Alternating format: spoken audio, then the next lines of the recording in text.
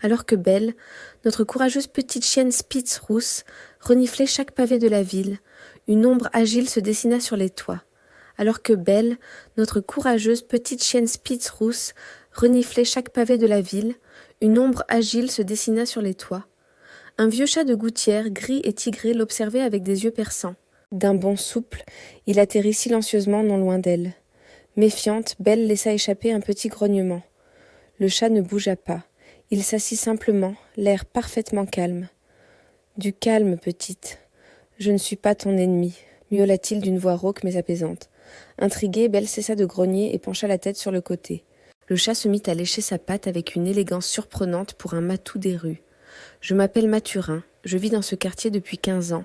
J'ai vu beaucoup de choses, et j'entends tout ce qui se murmure. » Belle, sentant qu'elle pouvait lui faire confiance, s'approcha doucement. Mathurin la regarda droit dans les yeux. « Tu cherches où le temps s'est arrêté, n'est-ce pas ?» Belle fut si surprise qu'elle en oublia de respirer. Comment pouvait-il savoir? Elle hocha vivement la tête. Mathurin eut un petit sourire malicieux. Les chats entendent tous les secrets de la ville, portés par le vent.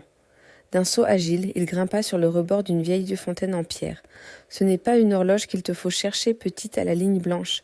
Ce que tu cherches, c'est un endroit où l'histoire est préservée, un lieu où le passé reste figé dans le présent. » Belle regarda autour d'elle, les statues, les vieilles églises, tout semblait correspondre. Mais Mathurin secoua la tête. « Cherche où les objets anciens racontent des histoires. Cherche où les bateaux ne naviguent plus mais restent éternels. » Soudain, une lueur de compréhension brilla dans les yeux de Belle.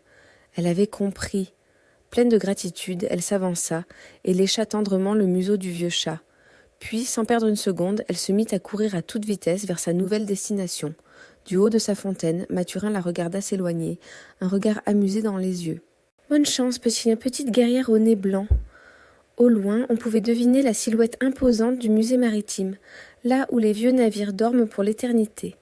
Merci d'avoir suivi cet épisode. N'oubliez pas de vous abonner pour ne pas manquer la suite des aventures de Belle. À très bientôt.